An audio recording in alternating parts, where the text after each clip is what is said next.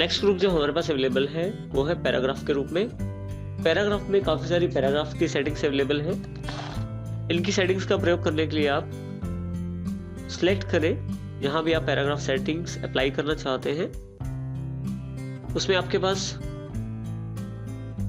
Left, centre, right, देखिए alignment की facility है। यहाँ से आप लेफ्ट, सेंटर, राइट मूव कर सकते हैं। जस्टिफाई अलाइनमेंट है जो आपके कंटेंट को जस्टिफाई करने की कोशिश करता है। इसको हम फोर्थ स्लाइड पे समझते हैं। देखिए मैं सिलेक्ट कर लेता हूँ अपने कंटेंट को। लेफ्ट साइड यानी कि सेंटर साइड और राइट साइड अलाइनमेंट है इसकी। मैं चाहूँ तो इसे जस्टिफाई कर सकता हूँ जिससे कि अपने आप को ये टेक्स्ट बाउंड्री के अनुसार सेट करने की कोशिश करता है। अभी बाय डिफॉल्ट इसे मैं सेंटर अलाइन कर देता हूँ। इसके अतिरिक्त हमारे पास यहाँ बुलेट्स अवेलेबल हैं। मैं तो बुलेट स्टाइल दे सकता हूँ। जैसे एग्जांपल के लिए यहाँ तीसरी स्लाइड सिलेक्ट कर लेता हूँ इसको मैं, हार्डवेयर और सॉफ्टवेयर दोनों को। यहाँ ऑलरेडी बुलेट्स अवेलेबल हैं। आप चाहें तो इनको चेंज कर सकते हैं अलग बुलेट स्टाइल से। यदि ध्यान दें तो जैसे जैसे माउस मैं मूव करता हूँ तो वैसे ही वो अलग बुलेट स्टाइल्स अपना लेता है। जैसे ही मैं जिस बुलेट स्टाइल पे क्लिक करता हूँ वो एप्लीकेबल हो जाता है। बुलेट स्टाइल पे क्लिक करने के साथ ही यहाँ पे नीचे बुलेट्स एंड नंबरिंग का स्टाइल जो अवेलेबल है उसमें मेरे पास काफ़ी सारे ऑप्शंस और उपलब्ध हैं। इसके अतिरिक्त मैं इनका जो बुलेट्स हैं मेरे पास उनका साइज भी चेंज कर सकता हूँ। टेक्स्ट के अकॉर्डिंग इनका साइज 65% दिखाएगा। और इसके अतिरिक्त यहाँ से कलर भी चेंज कर सकता हूँ जो मेरा बुलेट्स हैं। और इन बुलेट्स की जगह पिक्चर्स का इस्तेमाल भी कर सकता हूँ जो मेरे पास यहाँ पिक्चर में से अवेलेबल हो जाएगा। इसके अतिरिक्त मैं यहाँ कस्टमाइज कर सकता हूँ और जो मेरे पास सिंबल्स अवेलेबल रहते हैं माइक्रोसॉफ्ट ऑफिस में उनका प्रयोग भी मैं अपने बुलेट्स के लिए कर सकता हूँ। और यदि मैं यहाँ कैंसिल करता हूँ तो वापस अपनी पोजीशन पे आ जाएंगे। इसी तरह से नेक्स्ट ऑप्शन जो है हमारे पास नंबरिंग का है। अगर नंबरिंग क्लिक करता हूँ तो नंबरिंग अवेलेबल हो जाएगी।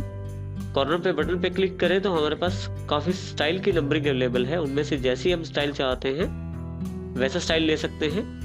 नीचे अगर लास्ट ऑप्शन जो बुलेट्स नंबरिंग सेटिंग्स पे क्लिक करें तो आपके पास नंबर्स की सेटिंग्स खुल जाएंगी जिसमें अलग अलग प्रकार की नंबरिंग अवेलेबल है। इसके अतिरिक्त फिर से वही साइज अवेलेबल है, परसेंटेज ऑफ टेक्स्ट कितना साइज हो, उसका कलर क्या अवेलेबल रहे। इसके अतिरिक्त आप यहाँ से ये भी बता सकते हैं कि नंबरिंग कौन से नंबर से शुरू हो।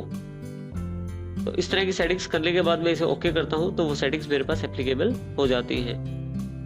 नेक्स्ट ऑप्शन जो हमारे पास अवेलेबल है वो है इंक्रीज लेवल के साथ। यदि आप सिलेक्ट करें अपने जो टेक्स्ट है उसको और यहाँ से आप इंक्रीज कर सकते हैं उसका लेवल वाइज और राइट साइड की तरफ मूव करेगा और इंक्रीज होता चला जाएगा उसका लेवल। यदि आप इसको फिर से डिक्रीज लेवल करना चाहते हैं तो डिक्रीज लेवल पे क्लिक कीजिए। अब की बार ये लेफ्ट साइड की तरफ मूव करेगा और साइज इसका बड़ा होता चला जाएगा। इस प्रकार आप इसका प्रयोग कर सकते हैं। इसके अतिरिक्त हमारे पास नेक्स्ट ऑप्शन है लाइन स्पेसिंग। आप चाहे तो यहाँ से लाइन स्पेसिंग बढ़ा सकते हैं। अपनी आवश्यकता अनुसार आप लाइन स्पेसिंग को सेट कर सकते हैं। लाइन स्पेसिंग में काफ़ी सारे ऑप्शन हैं जिनका प्रयोग आप कर सकते हैं, जैसा कि लाइन स्पेसिंग में अलाइनमेंट कौन सा रहेगा और इंडेंटेशन सेट कर सकते हैं, स्पेसिंग सेट कर सकते हैं बिफोर और आफ्टर टेक्स्ट की। जो आपका टेक्स्ट सिलेक्टेड है उसके पहले और उसके बाद वाले टेक्स्ट की स्पेसिंग आप यहाँ बिफोर और आफ्टर से सेट कर सकते हैं।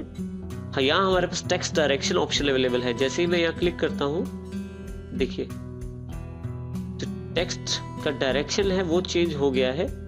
इस तरह से टेक्स्ट डायरेक्शन से मैं ये ऑप्शन प्रयोग कर सकता हूँ।